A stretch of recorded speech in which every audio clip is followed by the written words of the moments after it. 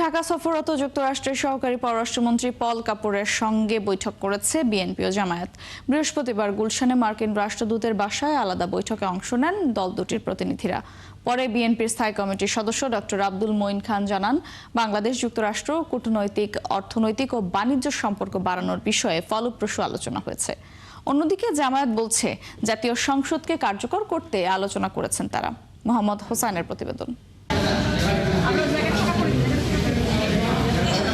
ডোনাল্ডোর উত্তরসূরি হিসেবে ঢাকায় যুক্তরাষ্ট্রের দক্ষিণ ও মধ্য এশিয়া বিষয়ক সহকারী পররাষ্ট্রমন্ত্রী পল কাপুর।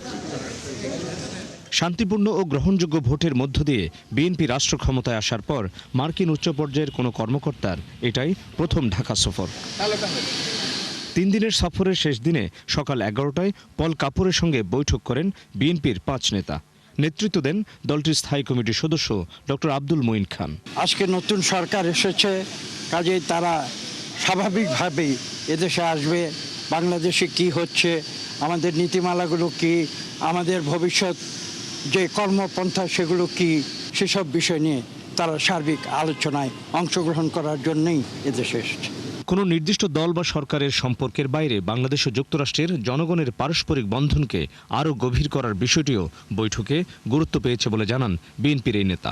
আমাদের যে ডিপ্লোম্যাটিক রিলেশন সেটা, দ্বিতীয়ত আমাদের যে বৈদেশিক সম্পর্ক সেটা, এবং তৃতীয়ত আমাদের সঙ্গে তাদের যে অর্থনৈতিক সম্পর্ক সেটা, এই 3টি বিষয় আমাদের আলোচনায় মানুষের যে মত প্রকাশের স্বাধীনতা, মানুষের যে অর্থনৈতিক স্বাধীনতা, সেই বিষয়গুলো নিয়ে আমেরিকার যুক্তরাষ্ট্রের যে নীতি, সেই নীতির পারস্পরিক সম্পর্কগুলো আমরা আলোচনায় এনেছি।